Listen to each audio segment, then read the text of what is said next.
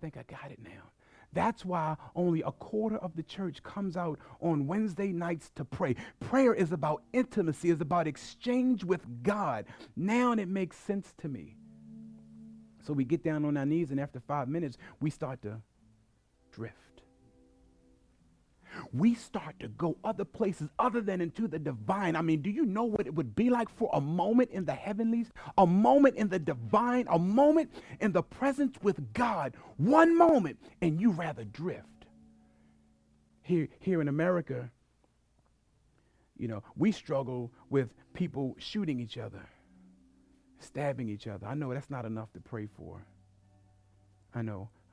Over in Afghanistan, they still stone people. Regardless of how far away they are, they're still our brothers and sisters. In China,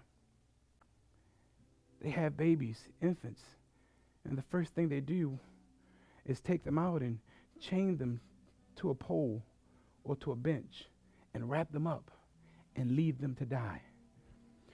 But you don't have enough to pray for, as if your brothers and sisters don't need your spirit. Over in Malaysia, they have this, and some of this stuff is challenging. Over in Malaysia, they use machetes. And I watched this clip for about 2 minutes where these guys jumped out of a car and they started hitting this one guy with a machete. They had to hit him over 30 times. I mean, I could hardly handle it. It just vexed me so much. But you can't pray for 30 minutes. Because you get bored after 5 minutes. Yeah. And in Syria, they go out and they still hang people publicly. In Egypt,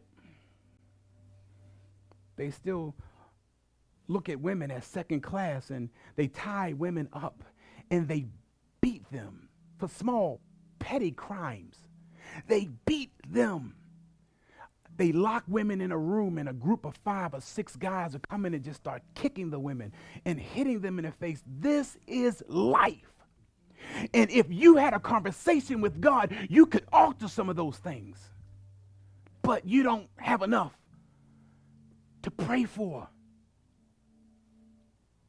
No, you do. I believe it's Yemen. They still do public crucifixions. They crucify people and put them out in the public so everybody can see them. I know these are the things that you don't want to know about. You don't want to know that right around you, little girls are running for their lives right now. Little boys are running for their lives right now as we sit in church.